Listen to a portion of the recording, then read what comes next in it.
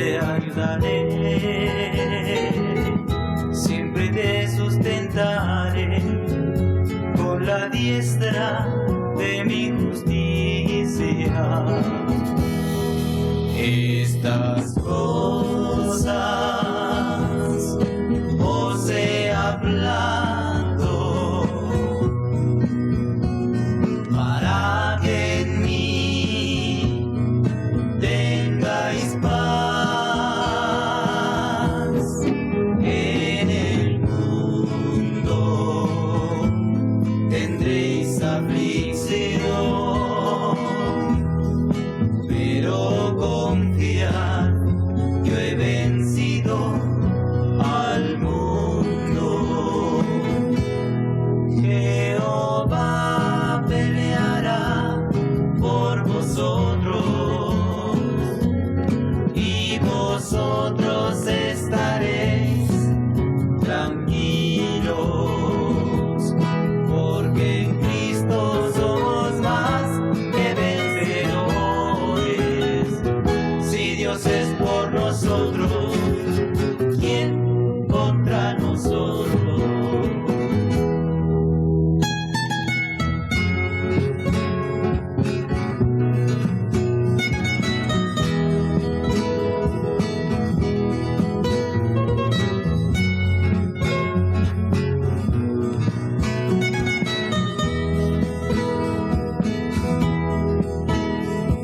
Pues tengo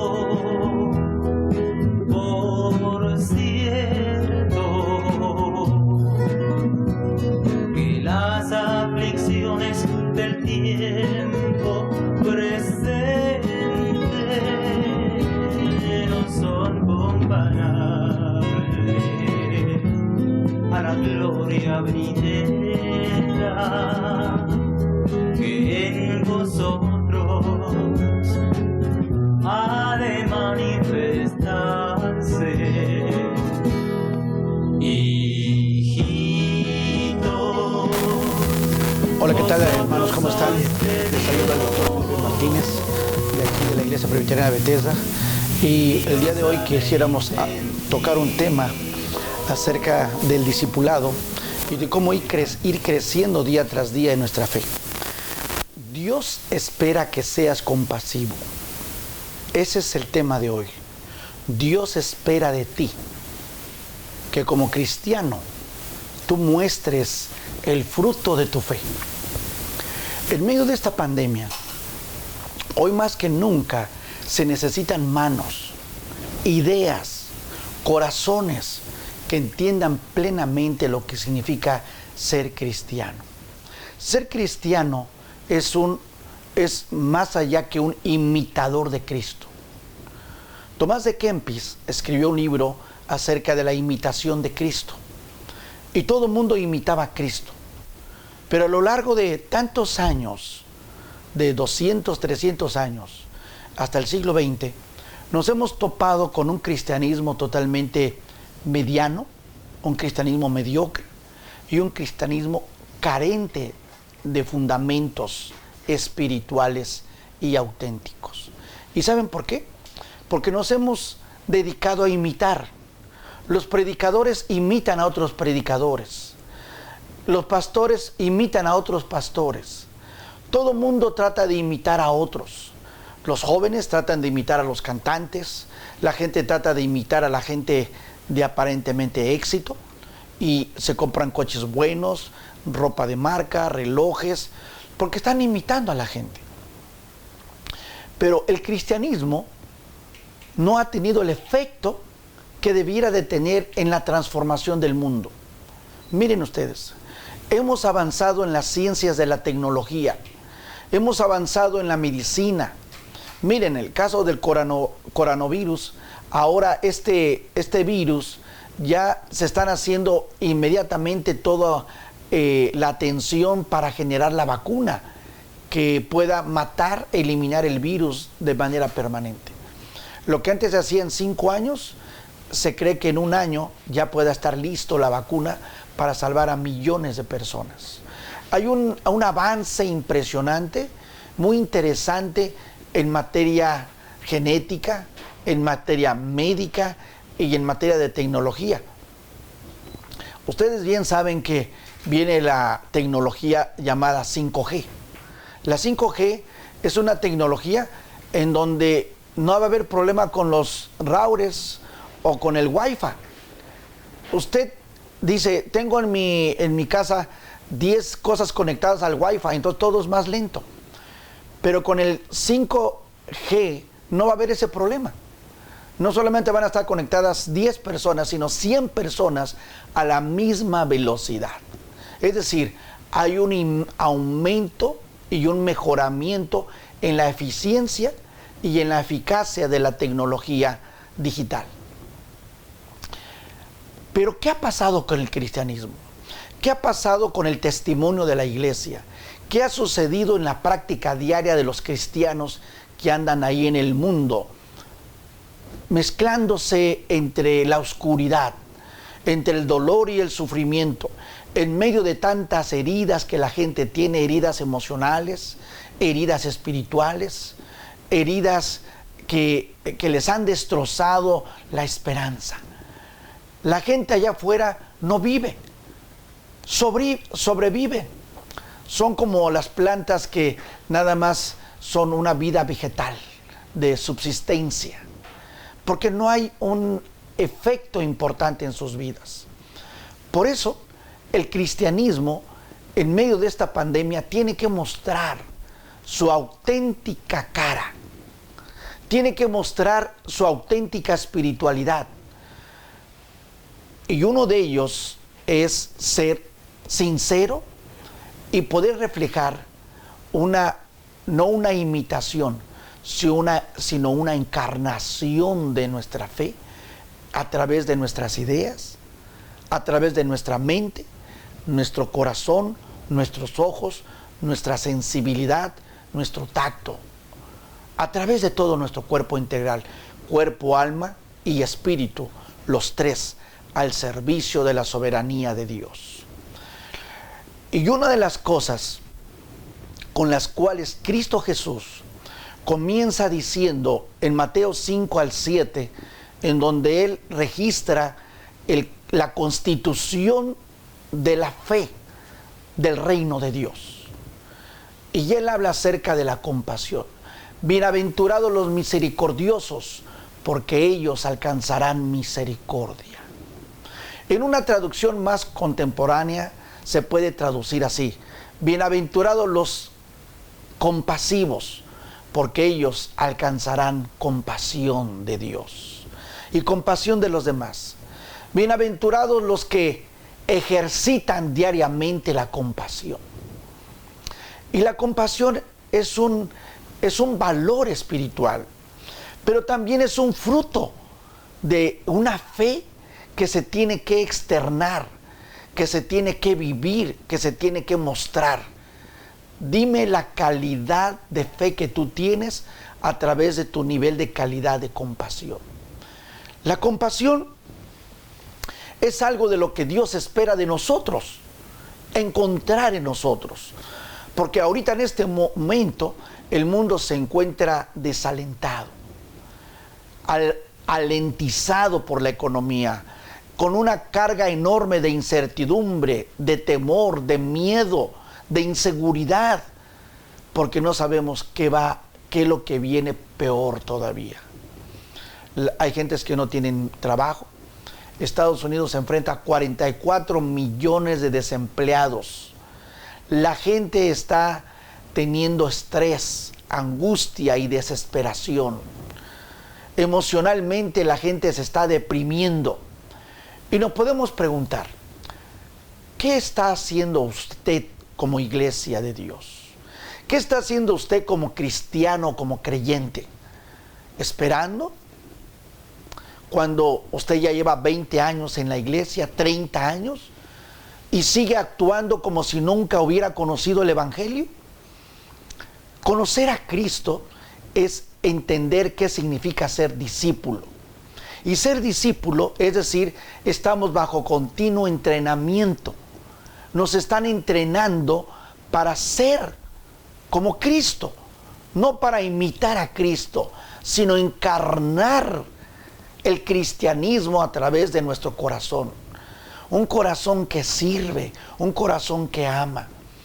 Por eso, la Biblia nos enseña que un discípulo debe estar dispuesto a aprender. Si usted no está dispuesto a aprender, usted está en el lugar equivocado.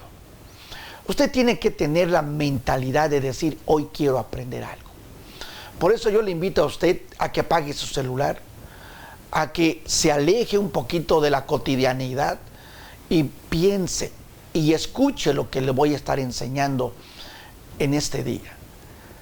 Dios espera que tú seas compasivo. Y un cristiano auténtico debe ser compasivo. ¿Por qué es importante ser compasivo? Bueno, porque Dios hizo el ejercicio de su compasión al mundo. Juan 3:16 es una muestra de la compasión de Dios por el mundo. Dice, porque de tal manera amó Dios al mundo, que dio a su Hijo unigénito, para que todo aquel que en él cree no se pierda, sino que tenga vida eterna. En pocas palabras, que no se pierda en medio de tantas luchas, en medio de tantas ideas, en medio de tantos sueños, sino que tenga vida, es decir, que sea feliz. Aprender a ser feliz es una manera maravillosa. Podemos decir, ¿cuál es lo opuesto de la felicidad? La infelicidad. ¿Cuál es lo opuesto de la compasión? La crítica, el juicio. O se es cristiano o no se es cristiano. ¿Cómo se muestra o cómo se mide el cristianismo? Por la compasión. ¿Cómo se mide el que no es cristiano? Por la crítica, por el juicio, por el prejuicio. Entonces, no creyente versus creyente. El que no tiene educación, el que no ha entendido, el que no se le ha enseñado, se muestra egoísta, se muestra totalmente crítico, condena, echa la culpa a todo mundo, y el que tiene a Cristo en su corazón ha sido entrenado por la palabra de Dios, donde emana la sabiduría, porque está estudiando, porque dedica tiempo a la meditación. Todos los días ora a Dios, cierra sus ojos y se encamina al Creador para pedirle que le dé sabiduría, que le ilumine su mente y su corazón para escudriñar su palabra y encontrar el alimento espiritual en ella, que le dé fuerza, que le dé energía, que lo anime a seguir adelante, luchando por sacar adelante, por tener un propósito en la vida, por qué vivir, porque decide uno no juzgar y no criticar y decide servir a los demás, porque el amor es una expresión de la compasión. Por esa razón, Jesucristo lo menciona en las bienaventuranzas. Bienaventurados los que tienen compasión, porque son personas que tienen empatía, que piensan en el sufrimiento de los otros, que aprenden a guardar silencio, que aprenden a no decir una palabra que pueda herir la esperanza, el ánimo de los demás. Por eso, Cristo Jesús sabía que era tan importante su ejemplo de Él. Y Él le mostró a sus discípulos un ejemplo constante de compasión por las personas. ¿No lo dice así la Escritura? Y se compadeció de la multitud, porque los vio como ovejas sin pastor. ¿Quién es el pastor? El pastor es un guía. La gente que dice, el pastor es el papá. No, el pastor no es el papá. El pastor es un ministro de Jesucristo. El ministro es un guía, es un líder que tiene que encarnar la fe, que tiene que servir a la gente, que tiene que animar a la gente, que tiene que guiarlos en medio de la pandemia para amar, para servir. ¿Sabe cuánta gente está necesitada ahorita? ¿Y cuántos cristianos que llevan 20 años están sentados esperando a que les digan qué hacer. Usted no tiene que esperar. Usted tiene que agarrar el teléfono y llame a su vecino, a su amigo, a su hermano, a su hermana. Anímelos. Y si alguien le dice, no, es que fulano de tal no quiere trabajar, es que la esposa está haciendo esto, es que el esposo está haciendo esto, y usted escucha las quejas, y lo que usted tiene que decirle, espérate tantito. Déjame decirte que quiero hacer una oración por ti. Déjame enseñarte qué tan importante es que tú aprendas a ser feliz tú, para que hagas feliz a los demás. Y por esa razón se aprende por imitación. Mire, hace muchos años, mi madre, íbamos de repente de camino a la casa. Y mi madre tenía muchas amistades. Y de repente mi madre vio un agujero allá por el año 73, 74, en la Ciudad de México. Y de esos, la delegación en aquel tiempo hizo unos agujeros en las calles para plantar árboles. Aunque después hicieron los agujeros, sacaron la tierra y tardaron años en volverlos a reforestar. Entonces esos agujeros se llenaron de basura y de todo lo que pudiera caber inaceptable en esos lugares. De repente mi madre se mete a un hoyo de esos y yo digo, ¿qué estás haciendo? Y cuando se mete, saca un perro que lo habían atropellado. El perro olía mal. Y lo saca lleno de basura, flaco, quejándose, chillando el animal del dolor. Y mi madre lo sacó, me dijo, Felipe, ayúdame a cargarlo. Y yo me daba vergüenza que la gente nos miraba y decía, ¿qué estás haciendo, mamá? Y mi madre lo cargó. Y fuimos con él en la calle y parecía que eso era circo.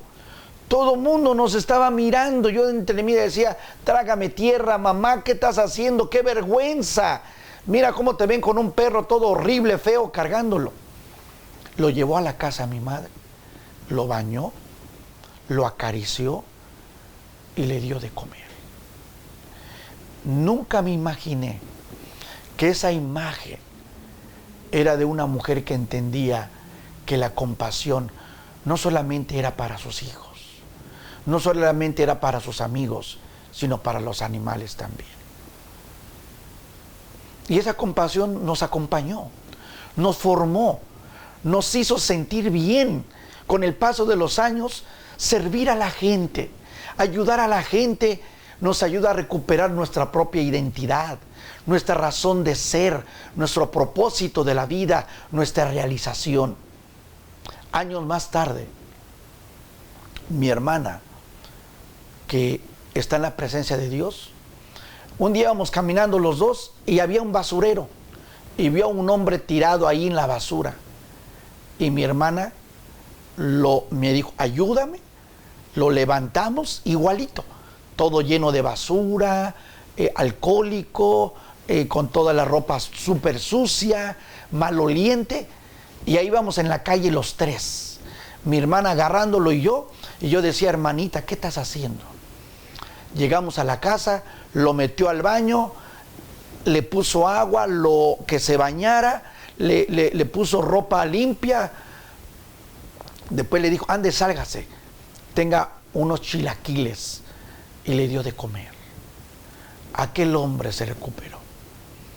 Pero esa gentileza, esa compasión humana, son los signos de las personas que aprenden por imitación. Pero además, imitar el ejemplo que Jesucristo dio fue un ejemplo extraordinario de una enseñanza que marcó la vida de sus discípulos. Que más adelante Pedro escribe o Santiago escribe, deben ser compasivos unos con otros. Así como Cristo se compadeció de ustedes, ustedes compadézcanse de los demás. Es decir, poner atención al desarrollo emocional de cómo se sienten las gentes, de ayudarlos. No necesariamente tiene que ser con dinero, pero sí con una oración, con una palabra. Fíjense cómo el Señor con su ejemplo enseñó. Dice Mateo 18, 23 al 35. El Señor tuvo compasión de aquel empleado y lo dejó marchar perdonándole la deuda. El Señor tuvo compasión. En esa historia de los dos deudores, en donde en la parábola el Señor le perdona al deudor porque le dice: Señor, perdóname, no tengo. Y dice que el Señor se compadeció de ese hombre y le perdonó la deuda. Pero más tarde, ese hombre, había alguien que le debía menos, y como no le quiso pagar, lo llevó a la corte y lo puso en prisión. Y cuando se enteró el Señor de lo que había hecho aquel empleado, mire lo que dice aquí en el versículo 33 de Mateo 18. Y le dice, lo llama y le dice: ven acá, ¿no era tu deber tener también compasión de tu compañero como yo la tuve de ti? Es decir, el Señor se compadeció de nosotros, se compadeció de tu miseria, de tu dolor, de tu tristeza, de tu angustia, de tu desesperación. ¿Y tú no lo haces? ¿Cómo entender el cristianismo si no se es compasivo en la vida humana? Tenemos que mostrar el fruto de la compasión, tenemos que desarrollarla, tenemos que aprenderla, tenemos que vivirla. Tenemos que dejar la antítesis de la compasión como la crítica, el juicio. No escuchamos tan fácilmente: es que alguien me dijo que tú dijiste, sí, aquel que se queda. No crea eso. No se deje guiar por el enojo, por la ira de los demás y condene su relación humana. Enséñeles qué tanto hemos perdido como seres humanos en medio de esta pandemia. Hoy más que nunca se necesita una palabra de inspiración. Alguien que le llame y le diga: no te preocupes, vamos a salir bien. Yo como médico, cuando me decían: dígale la noticia de que tiene cáncer y que se va a morir, no hay de otra, yo no tuve el valor de darle esa información. Yo le dije: vamos a luchar hasta el último momento, tiene que comer, tiene que sacar adelante, quiero que le eche ganas. Doctor, me voy a morir, todos nos vamos a morir. Pero nunca se lo dije al paciente, porque las palabras matan. ¿Sabe qué mata? La ilusión, mata la esperanza, el menosprecio, el juicio, la crítica, la condena. Eres un tonto, eres un inútil, no sirves para nada. Mira sus palabras, porque lastiman, porque hieren. Por el contrario, tenga compasión. No sabe matemáticas, usted sí, enséñele. Que Dios le dé la paciencia para guiarlo. Es torpe para los negocios. Qué bueno que usted lo es, inteligente. Tenga compasión por los que no tienen y enséñele. Ámelos. Sienta que usted sirve para algo. Si usted tiene un don, compártalo con aquel que lo necesita. Por esa razón, en esta parábola Jesús está enseñando que el creyente, el discípulo auténtico, debe de ejercer la compasión para los que viven alrededor de ellos. Por eso yo le invito a usted que colabore con su iglesia, porque la compasión es lo único que nos ayuda a sacar adelante. Hay una iglesia que da 10,000 comidas semanales, porque tiene gente que ama y siente compasión por las personas. Los que tienen dan, apoyan a los que no tienen.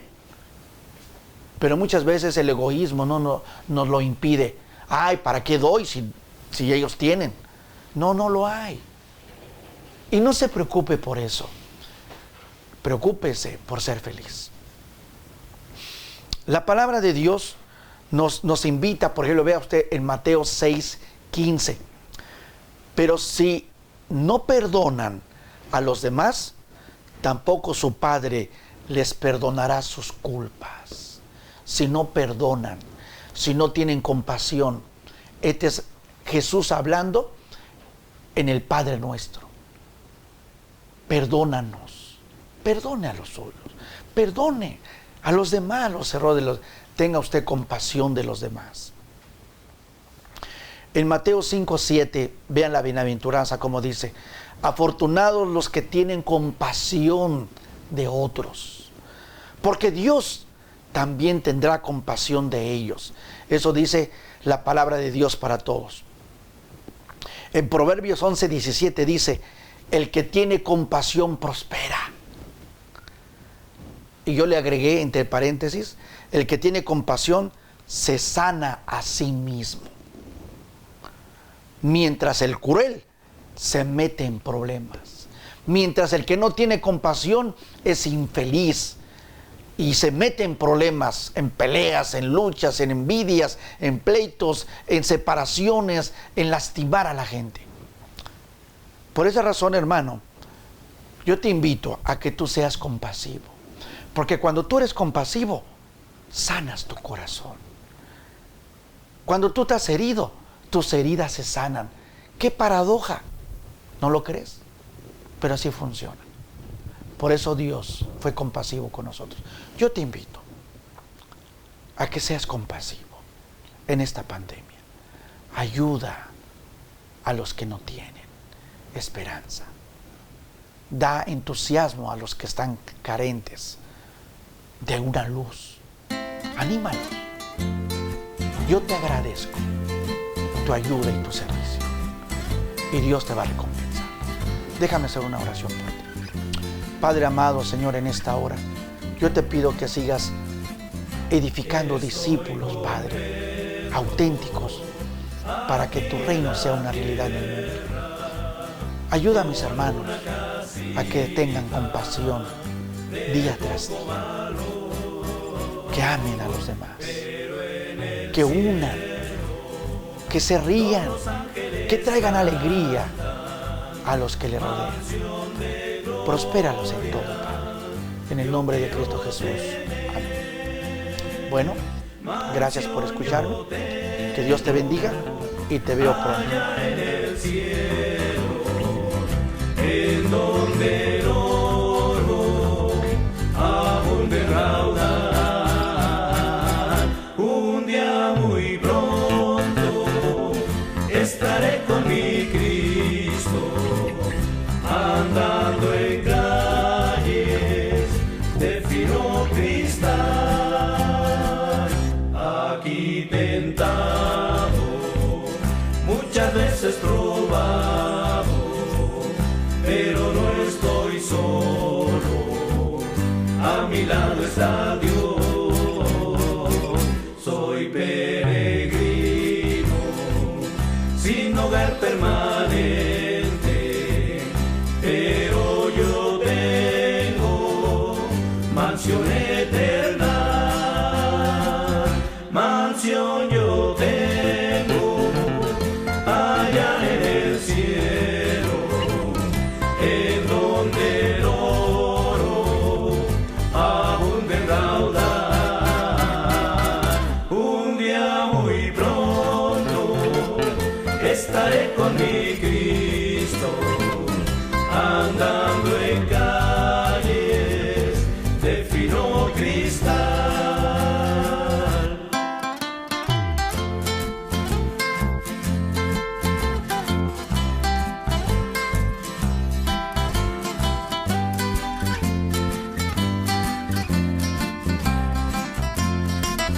Aquí estoy pobre, pero no estoy triste. Yo voy buscando la bella ciudad. Allá yo tengo un arpa de oro y una corona que es eterna. Mansión yo tengo allá en el cielo, en donde el oro abunde en raudal. Un día muy pronto estaré con mi Cristo, andando